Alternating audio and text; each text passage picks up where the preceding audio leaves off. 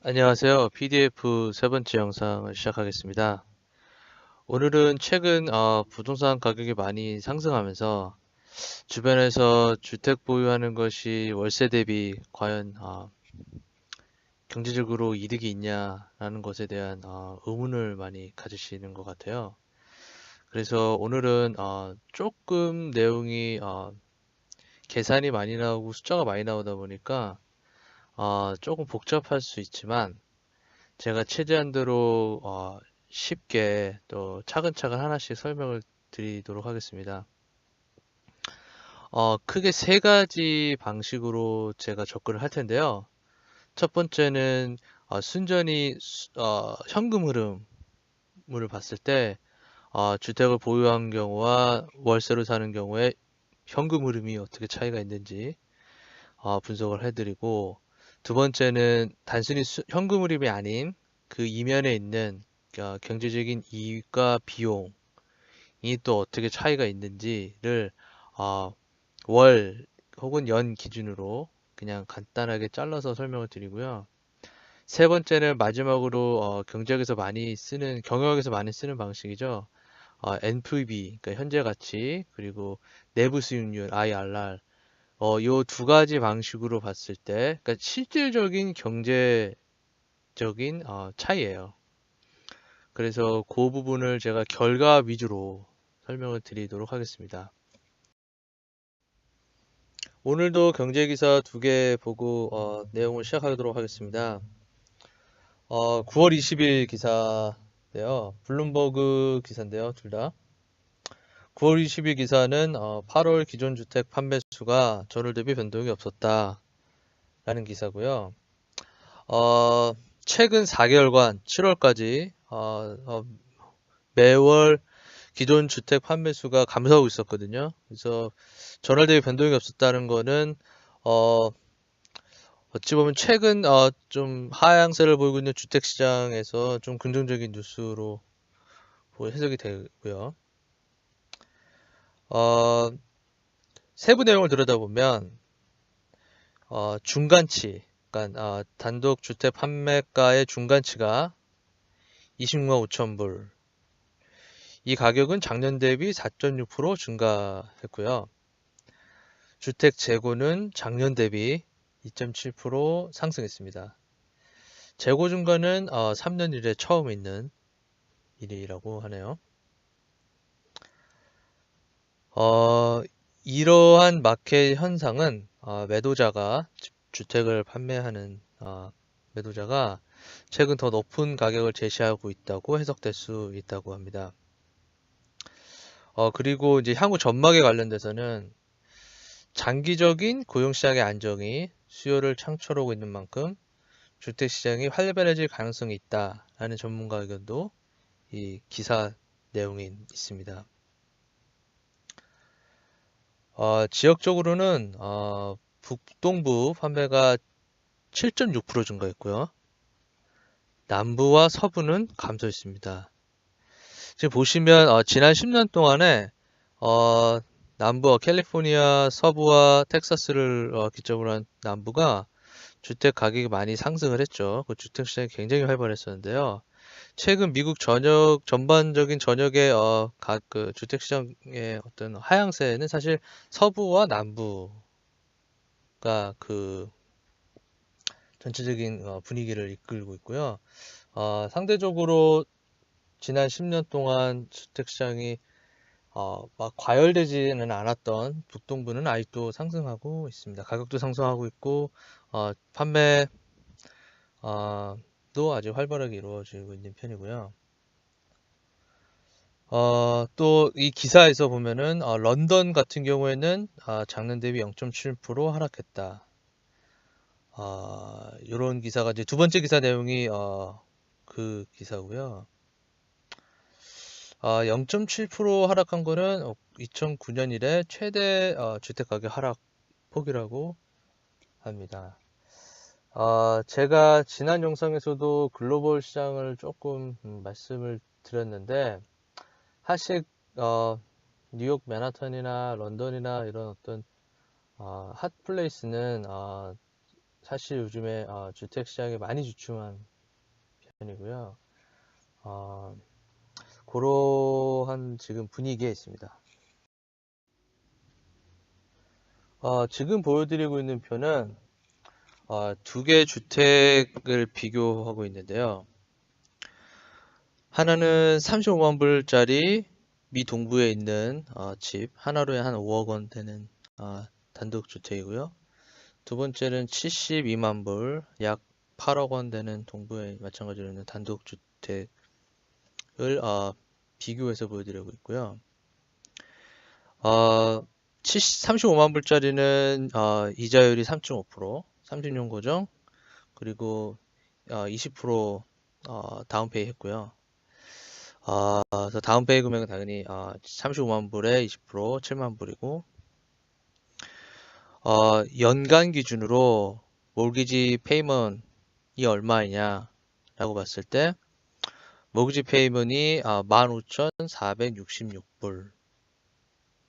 하지만 미국은 몰기지 이자에 대해서 텍스 디덕터블이거든요. 그래서 이자 낸 것만큼은 소득에서 제외해주고 세금을 계산해요. 소득세를 계산하거든요. 그래서 20% 소득세를 감안했을 때, 가정했을 때 실질적인 모기지 페이먼은 1년 동안 낸 모기지 페이먼은 13,536불.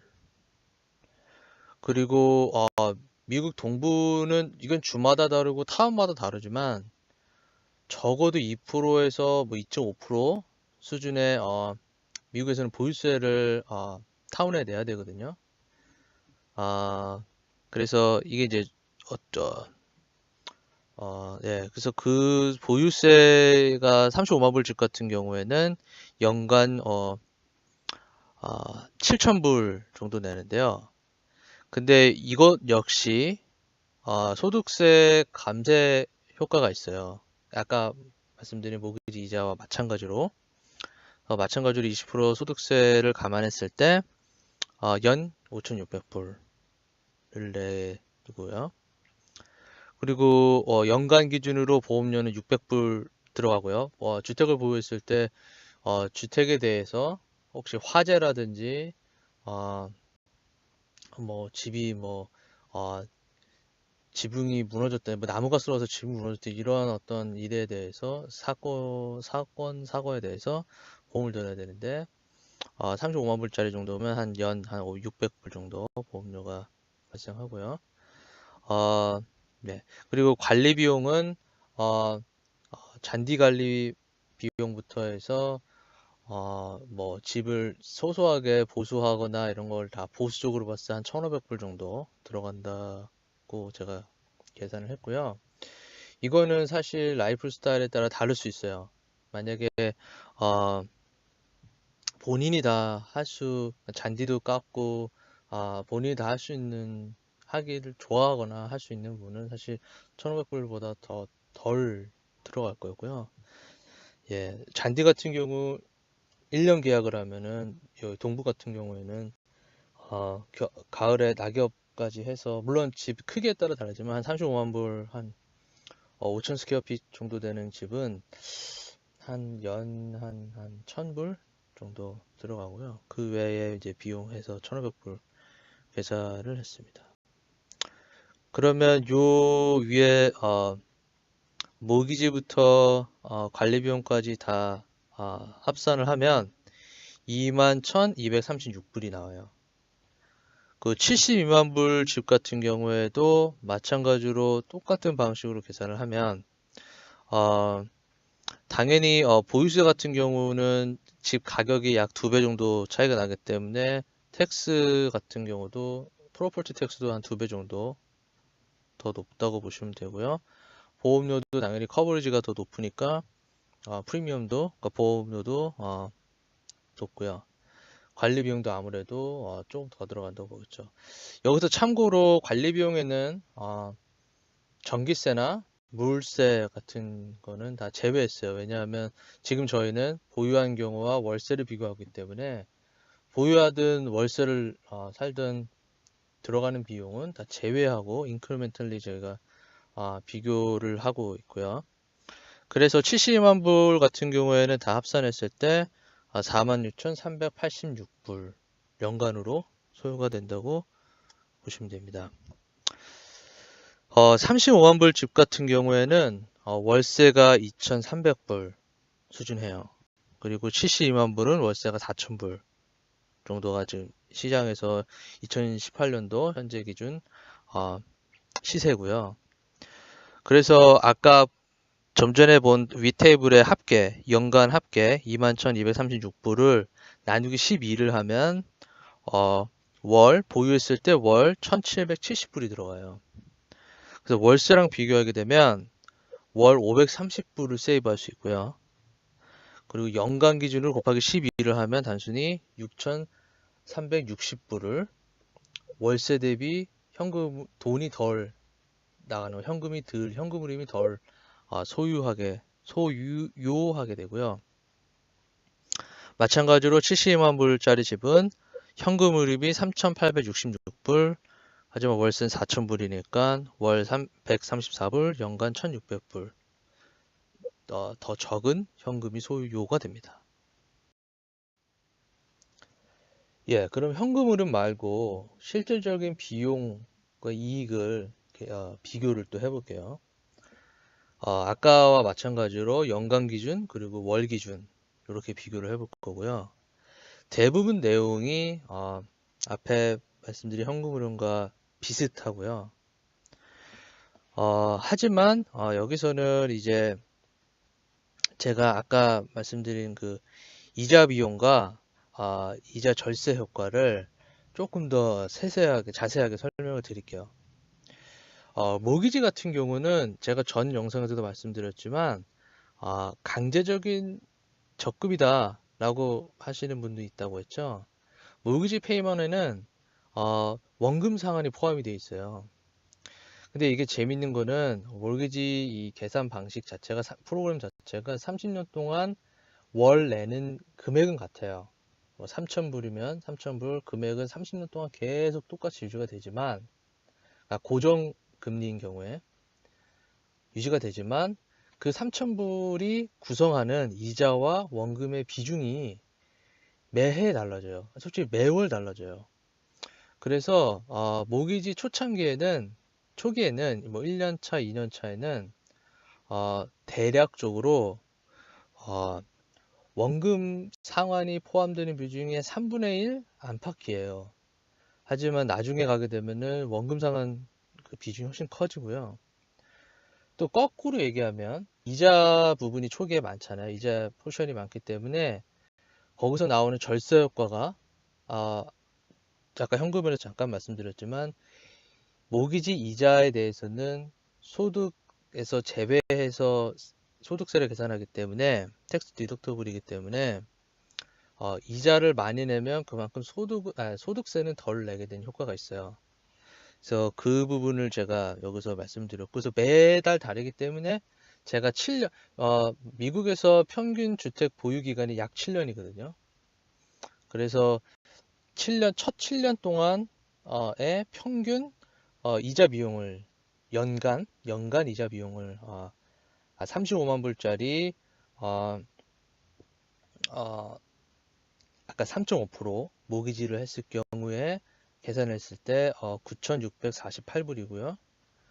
소득세 20%를 가정했을 때 여기에 20%니까 1,930불 이 연간 세이브가 되고요. 소득세에서. 그리고 아까 보유세는 아까 말씀드렸죠. 그리고 이제 아까는 아빠의 현금으로하고 다 마찬가지고요. 그래서 실질적인 비용과 순 비용을 월세 대비 계산했을 때 35만 불짜리 동부집을 소유했을 때 연간 들어가는 죄송합니다. 비교가 한 게 아니라 보유했을 때 연간 들어가는 비용이 15,419불이에요. 그리고 70만 불짜리 집은 마찬가지로 계산이 되는데 여기서 하나 유념해야 될 게 트럼프 정부가 소득세를 감세하면서 대신에 하나 어떻게 보면은 주택을 보유하고 있거나 고가 주택을 보유하고 있거나 다주택 보유자에 대해서 일종의 페널티로 어떤 좀 안 좋은, 그러니까 텍스상에서 안 좋은 거를 하나 만든 게 뭐냐면, 기존에는 몰기지 이자나 집을 보유했을 때 내는 프로퍼티 텍스를 모두 소득에서 제외해 줬어요. 뭐 금액에 상관없이. 근데 이제는 그 제외되는 금액을 캡을 둬서 10,000불까지만 제외가 되거든요.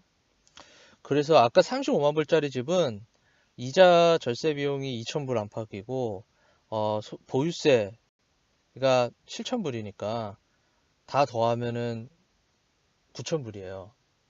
그렇기 때문에 다 감세가 가능하고요. 하지만 72만 불짜리 집 같은 경우에는 보유세에서 그 텍스 디덕트되는 효과가 디덕션 효과가 상대적으로 줄어들게 돼요. 이제 10,000불 캡에 걸려서요. 그래서 이제 그거를 제가 감안해서 계산을 했고요. 그랬을 경우에 월로 주택을 보유했을 때 얼마만큼의 비용이 발생하는지를 보면 월 기준 35만 불짜리 집은 1,285불. 아까랑 마찬가지로 월세는 2,300불이거든요. 그래서 이 차이가 한 약 1,000불 정도 이득이 나거든요. 그러니까 월세 대비 보유했을 때 월 1,000불의 비용을 절감할 수 있어요. 그래서 그거를 연간 기준으로 초기 들어가는 7만 불, 초기 비용이 7만 불로 봤을 때, 물론 그 외에 집을 사게 될 때 클로징 비용이 좀 들어가요. 그래서 35만 불짜리 집 같은 경우에는 한 10,000에서 12,000불 정도 들어가거든요. 근데 그 중에 대부분이 프로퍼티 텍스를 미리 내는 거예요. 그렇기 때문에 집을 살 경우에는 변호사 비용 뭐 8,000불, 뭐 7,500불 그 수준 플러스 뭐 몰기지 뭐 프로세싱 피 이런 거 해서 뭐 대부분 또 제외해 주는 경우도 많거든요. 하여튼 뭐 다 해서 들어가는 비용이 그렇게 많지 않아요. 텍스는 솔직히 미리 낸 것뿐이지 집을 샀기 때문에 들어가는 비용이라고 하긴 좀 어려우니까 클로징 비용이 뭐 10,000불, 12,000불이라고 해도 실질적인 비용은 뭐 그렇게 크지 않다고 보시면 되고요. 그래서 지금 예, 계산했을 때 연수익률이 17%, 72만 불짜리 집 같은 경우에는 4천 보수적으로 봤을 때 3,500불이고 4,000불은 월세를 받을 수 있는 집이거든요. 그래서 봤을 때 월 1,200불 정도 이득이 나고 그거를 마찬가지로 초기 들어가는 그 모기지 다운페이 아까 이거 같은 경우는 15%만 다운페이 했을 때를 가정했거든요. 요거 15% 다운페이로 가정해서 이자나 이런 걸 다 산정했어요. 제가 최대한도로 집 가격은 차이가 2배 정도 나지만 초기 투자 비용이 2배가 차이가 되면 너무 이렇게 비교가 좀 어려우니까 제가 15% 다운페이로 해서 가정을 해서 이렇게 되면 월 들어가는 모기지 비용이 더 높겠죠. 하지만 초기 투자 비용을 조금 1.5% 늘어나겠지만 하여튼 그거 좀 맞추려고 하다 보니까 15% 다운페이를 가정을 했고요. 그래서 봤을 때 연수익률이 두 집 다 약 17%, 13%이기 때문에 굉장히 뭐 더블 디짓 수익률이잖아요. 그래서 이렇게 저희가 볼 수 있습니다. 지금부터는 마지막으로 현재 가치와 내부 수익률 방식을 가지고 앞서 말씀드린 동일한 예를 비교 분석해 드리겠습니다. 이 개념은 사실 경영학이나 경제학을 전공하신 분은 쉽게 이해하실 수 있고 그렇지 못한 분은 조금 어려울 수도 있지만 저는 오늘 이 자리에서 뭐 그 방식에 대해서 설명하는 자리가 아니고 그런 방식의 하나의 툴이 있는데 그 툴을 가지고 어떤 결과가 나올 수 있는지를 설명해 드리도록 하겠습니다. 35만 불짜리, 72만 불짜리 두 집을 가지고 집을 보유했을 때 그 테넌트로 렌트로 사는 것보다 어느 정도의 상대적 이익이 있는지, 집을 보유하는 것이 상대적 이익이 얼만큼이 있는지를 다시 한번 보도록 하겠습니다. 왼쪽에 있는 주택 정보 테이블은 어, 앞서 말씀드린 두 개의 분석 방식에서 사용했던 정보 그대로 사용을 했고요. 단지 NPV와 내부 수익률을 위해서는 몇 개의 가정이 필요합니다. 그 가정에는 첫 번째 월세와 그러니까 렌트와 주택 가격이 시장에서 어느 정도 성장하는지에 대한 가정이 필요한데요. 저는 지금 A, B 두 개의 경우 모두 다 2% 성장을 가정을 했어요. 2% 성장 가정은 상대적으로 좀 보수적인 방식이라고 할 수 있고요. 보수적인 가정이라고 할 수 있는 게 2%는 일반 지금 페드 연준에서 타겟으로 삼고 있는 물가 상승률이거든요. 즉 월세나 주택 가격이 어, 평균 물가 상승률 수준으로 상승한다라는 가정을 했고요. 더 중요한 것은 어, 그 현재 가치와 내부 수익률은 기간이 필요해요. 물론 무한 기간으로도 계산이 가능하지만 기간이 필요해서 앞서 말씀드린 것처럼 사실은 미평균 집을 보유하는 기간이 7년이지만 계산을 좀 더 간편하게 하기 위해서 제가 5년을 보유했을 때를 가정으로 계산을 하고 비교를 보여드릴 거고요. 이 5년 보유를 가정한다는 뜻은 집을 오늘 사서 5년 살고 나서 5년 후에 집을 매각하는 거를 가정을 했고요.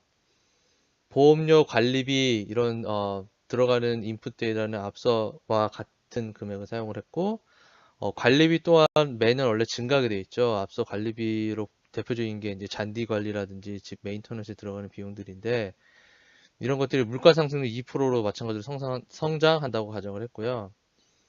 소득세는 트럼프 정부가 들어와서 지금 세율을 낮췄어요. 그래서 평균 20% 정도로 제가 가정을 했고 이 현재 가치와 내부 수익률 계산하는 데 있어서는 20% 그러니까 더 낮은 소득세를 가정을 할수록 보수적인 계산 방식이 돼요. 왜냐하면 소득세가 높은 사람들은 그 소득세에서 제외되는 그러니까 텍스 디덕터블 아이템들에 대한 혜택을 더 많이 누릴 수 있기 때문에 소득세를 낮게 저희가 가정할수록 이 결과는 보수적인 결과가 나올 수 있고요. 그다음에 마지막으로 이제 주택 연간 보유세. 예, 요거는 뭐냐면 앞서도 이것도 설명드렸지만 주택을 보유할 때 그 타운과 스테이트에 내야 되는 스테이트 텍스가 있는데 그 스테이트 텍스를 2% 정도 가정을 했어요. 미 동부는 2에서 2.2%, 뭐 2.5%까지도 있는데 2% 정도로 가정을 했고요. 그다음에 처분 관련 비용. 예, 제가 5년 후에 처분을 가정한다고 했잖아요. 5년 후에 처분했을 때 집값이 매년 2%로 상승도 하지만 처분할 당시에 들어가는 비용이 5%가 있어요. 제가 살고 있는 지역은 약 4에서 4.5% 리얼터 피가 차지가 되거든요. 그 외에 뭐 변호사 비용 등이 조금 더 부가적으로 부수적으로 어, 들기 때문에 약 한 5% 정도 가정을 하면은 괜찮은 가정인 것 같아요.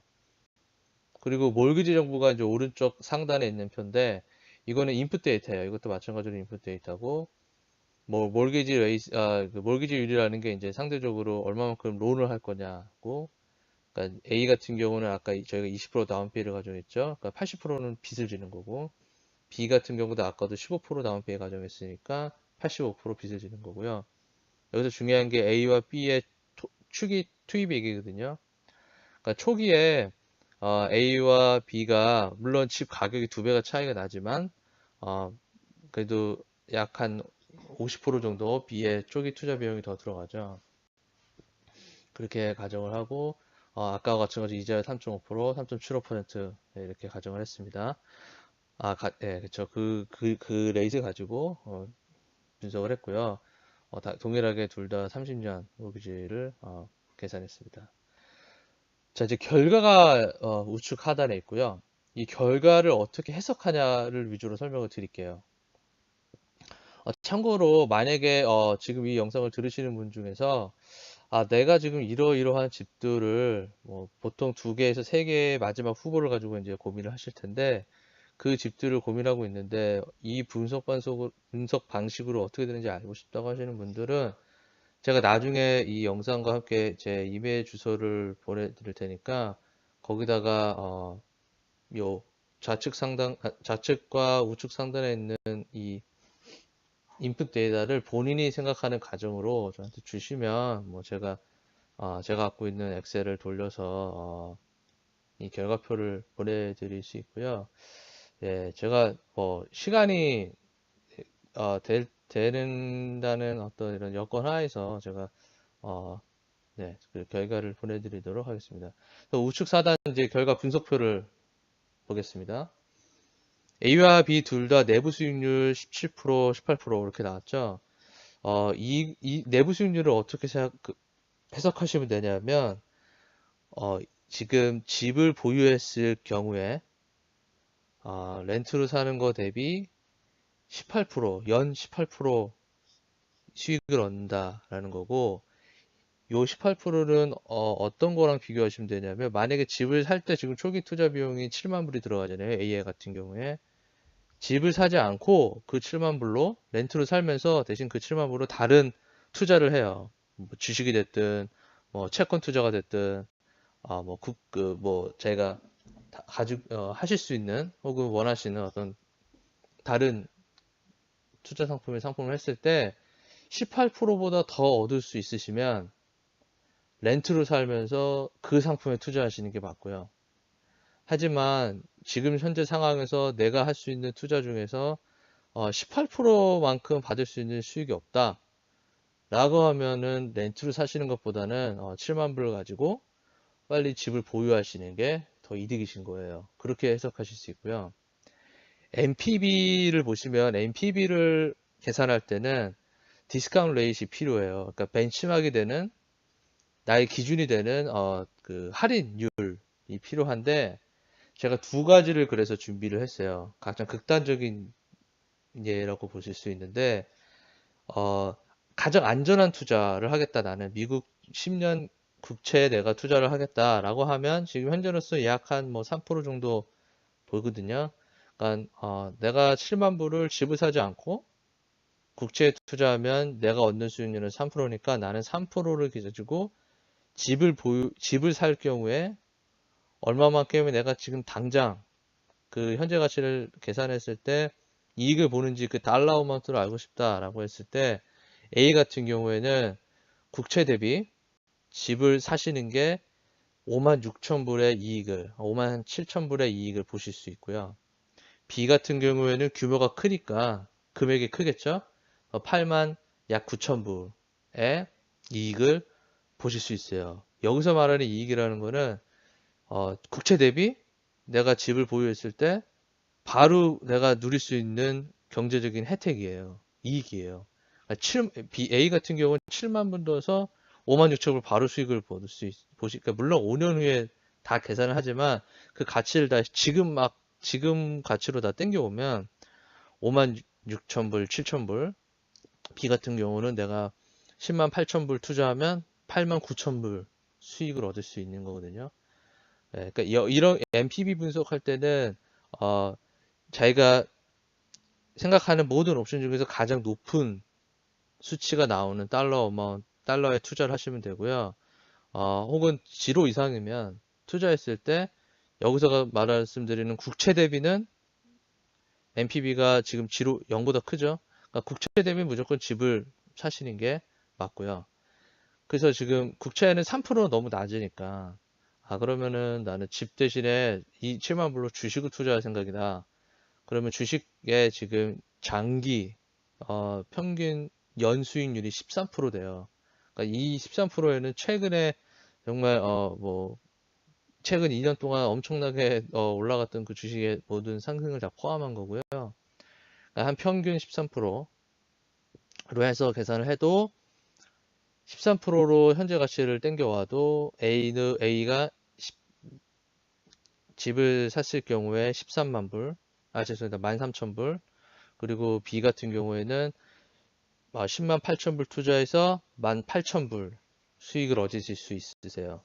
그래서 지금 NPV 내부 수익률을 다 봤을 때 만약에 지금 집을 사시는 분의 다른 투자 종목이 국채이든 주식이든 당연히 다 집을 사는 게 그 돈을 가지고 목돈이 있으신 분이면 그 목돈을 가지고 다른 데 투자하시는 것보다 집을 사시는 게 더 옳은 선택을 하시는 거고 경제적으로 이고요.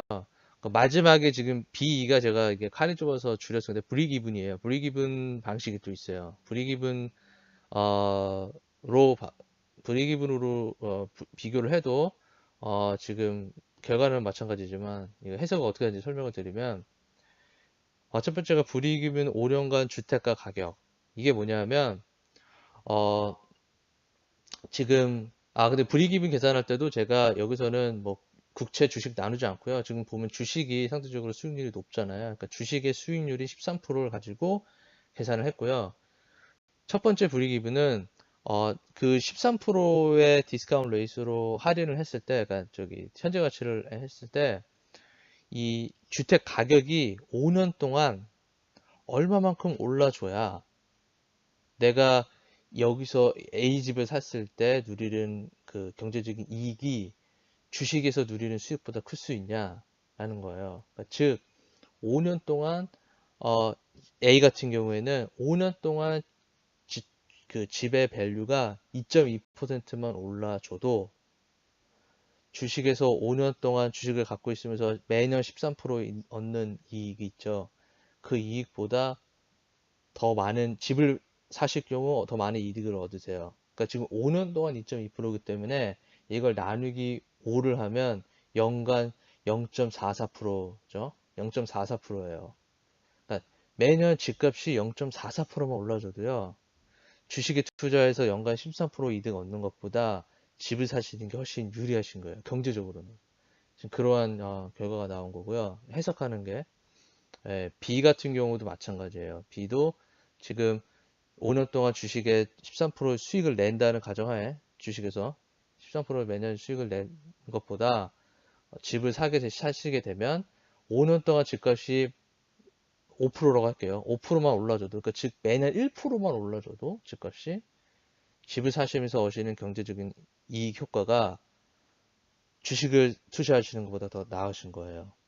다시 말씀드리지만 지금 모든 계산의 가정은 다시 왼쪽을 보시면 월세든 주택가격이든 물가상승률이 2%만큼만 상승한다고 가정을 했고 또 뭐 다른 모든 가정들 되게 보수적으로 했어요. 그럼에도 불구하고 집값이 1년에 1%만 올라줘도 주식 투자하는 것만큼의 이익을 얻으실 수 있으세요.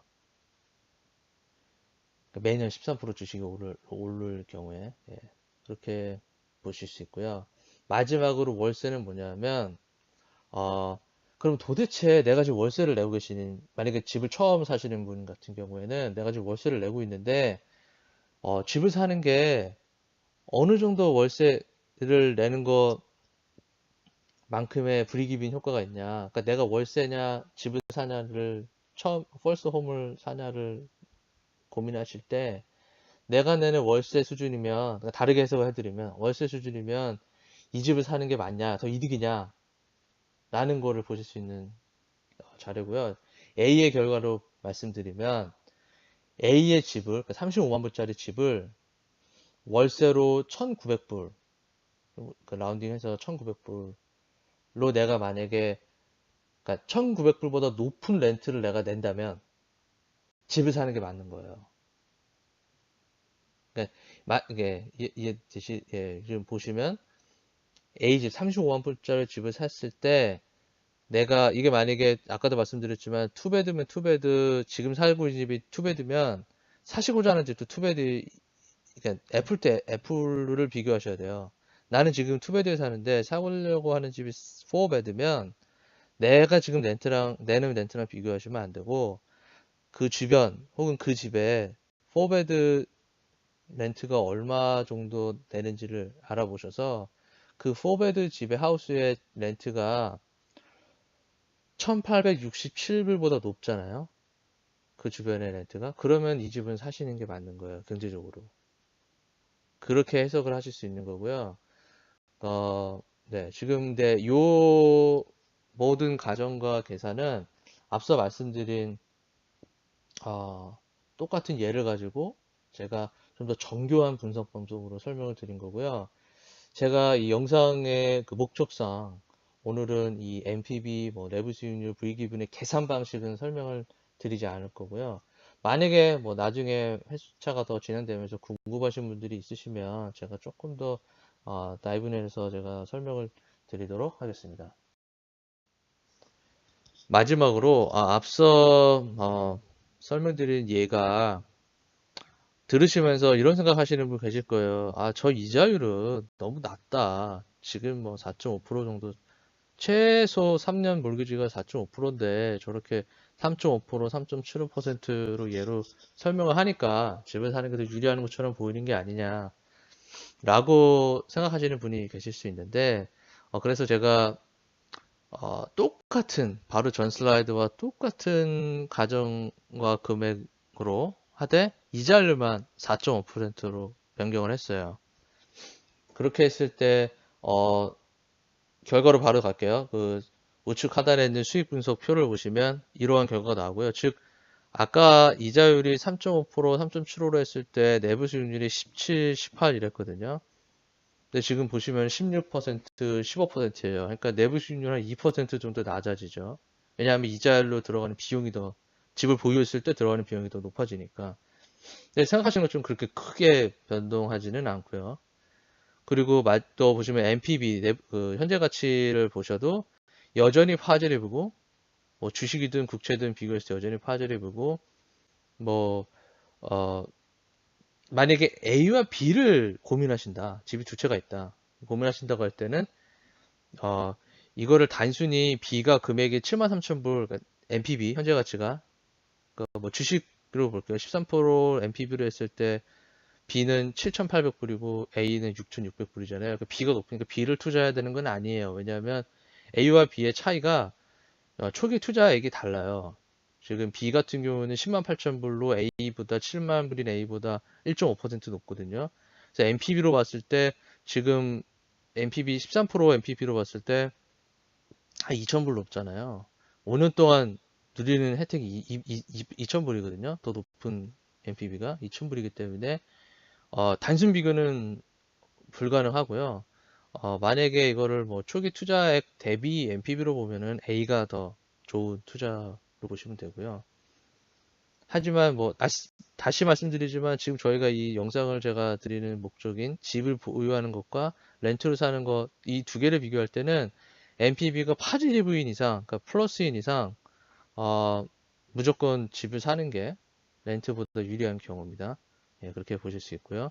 그 마지막 브리기분 분석도 제가 설명해 드리면 아까 주택 가격 상승이 그러니까 렌트와 집을 보유하는 것이 브리기분이 되는 주택 가격 상승률이 5년 동안 A는 6.2, B는 5년 동안 8%예요. B가 좀 더 높게 나왔으니까 B로 설명을 드리면 8%니까 5년으로 나누면 1.6%거든요. 1년에 주택이 1.6%만 올라줘도 주식 투자에서 얻을 수 있는 평균 수익률이 13%를 가지고 계산했을 때 집을 보유하는 것이 렌트를 사는 것보다 유리한 거예요. 그러니까 집이 만약에 이 경우에는 1년에 1%밖에 안 올라요. 1.6%가 아닌 1%밖에 안 오른다. 그러면 이 경우에는 집을 렌트로 사시는 게 더 유리하고요. 근데 지금 내가 살려고 하는 집의 주변 지역과 그 도시가 타운이 연간 뭐 2% 오르더라. 뭐 최근에 뭐 3년 동안 5년 동안 2% 올랐고 앞으로도 2%는 오를 거라고 하더라. 라고 하면은 B의 집을 구매하시는 게 맞는 거죠. 그렇게 브릭이븐 요 5년간 주택 가격 상승 해석하실 수 있는 거고요. 참고로 전망을 조금 말씀드리면 지금 현재 뭐 부동산 시장이 주춤하다 이런 얘기가 있지만 제가 전 영상에서 말씀드렸지만 지금 계속 실질적인 수요는 여전하고요. 또 공급은 아직 그 수요를 따라가지 못하고 있는 상황이기 때문에 최근의 상승률, 그러니까 지금 보시면은 서부는 뭐 조금 꺾었다고 해도 아직 뭐 7%, 8% 연간 주택 가격 상승하고 동부도 뭐 2, 3%는 상승하고 있거든요.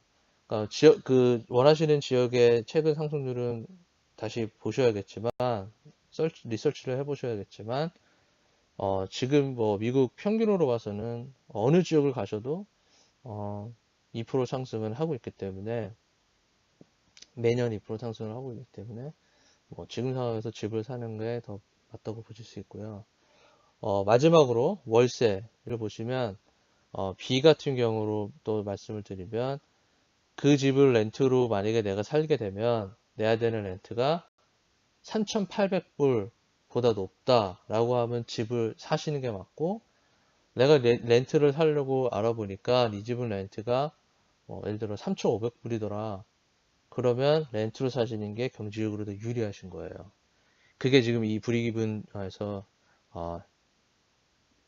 저희가 해석할 수 있는 그 결과고요. 오늘 이 영상을 말씀드리면서 제가 이제 집을 보유하는 것과 렌트로 사는 것에 대해서 그 경제적인 그 효과를, 그러니까 경제적인 결과, 경제적인 뭐죠? 이익을 비교로 제가 분석해 드렸고요. 제가 이 A와 B의 집을 예로 들었을 때는 집을 지금 사시는 게 맞아요. 뭐 어떤 가정을 하시더라도 제가 보수적으로 했기 때문에 집을 사시는 게 맞고요. 단, 그렇다고 해서 제가 지금 말씀드리는 내용이 집을 사세요는 아니에요. 왜냐하면 지역에 따라서 또 그 좁은 그 어떤 타겟하시는 타운에 따라서 최근에 집값이 많이 오르면서 특히 수요가 많고 공급이 딸린 상황에서 어떠한 셀러들은 가격을 무작정 높게 내놓을 수도 있어요. 그렇기 때문에 근데 지금 답답하실 수 있는 게 이 가격은 괜찮은데 싼데 그러면 아마 다음날 팔릴 거예요. 지금 그 정도로 공급과 수요가 서로 매칭이 안 되는 과수요 시장이기 때문에 근데 이 집은 가격이 나한테 좀 센데 하고 보면은 네 달, 다섯 달 동안 안 팔리는 집은 실제로 좀 높게 부른 집이에요. 하지만 이게 다 지금 감이거든요. 저희가 그냥 보고 감이기 때문에 감이고 또 원하는 집이 정말 이 가격인데 내가 고민하는 사이에 다른 사람이 가져갈 수도 있고 고민하다가 딴 사람이 뺏어갈까 봐 샀는데 나중에 보니까 비싸게 산 걸 수도 있거든요. 그러니까 이거를 지금 이 부동산 시장은 좀 특이한 게 뭐 일반 주식이나 이런 거 좀 다르게 그 상품이 이제 유니크해요. 그래서 진짜 마음에 드시는 집이 있으시면 그 집을 제가 지금 말씀드린 이 수익 분석을 가지고 한번 분석을 해보시는 게 맞아요. 그래서 만약에 이 집이 정말 깨끗한 집이고 원하는 집인데 분석을 해보니까 좀 비싸다 싶으면 고민을 해보셔야겠죠. 뭐 아예 포기를 하실 건지 아니면 뭐 집을 좀 다른 가격으로 내고를 해보실 건지 아니면 그냥 그럼에도 불구하고 내가 원하는 집을 사실 건지. 하지만 여전히 그거는 판단은 집을 사시는 분의 판단이지만 이 표가 있으면서 이 분석을 해보고 그걸 기준으로 판단하는 것과 그냥 두리뭉실하게 주변의 집들과 집을 보시면서 그동안 뭐 짧게는 3개월, 길게는 1년, 뭐 혹은 2년 동안 집을 보시면서 그 경험을 가지고 그냥 판단하시기에는 부동산 투자는 그 금액이 너무 크거든요. 그래서 제가 오늘 이 영상을 준비해 드린 거고요. 제가 이 영상을 통해서 말씀드리는 요점은 집을 사시려고 생각하시는 분은 이러한 비교 분석을 꼭 해보시길 원합니다. 제가 앞서 세 가지 방식을 말씀드렸잖아요. 첫 번째, 두 번째 방식은 충분히 여러분이 앉아서 제가 보여드린 그 표에다가 숫자만 업데이트 하셔서 계산을 하셔도 답이 나오고요. 마지막 수익 분석 방식은 주변에 내부 수익 IRR이나 NPV를 아시는 분이 있으면 뭐 부탁을 드려도 되고 다시 말씀드리면 저한테 보내주시면 제가 최대한대로 답변을 드리도록 하겠습니다. 예, 오늘 영상 감사드리고요. 구독을 눌러주시면 제 영상이 새로운 영상이 나올 때마다 노티스를 받을 수 있으시니까 꼭 구독을 해주시기 바랍니다. 감사합니다.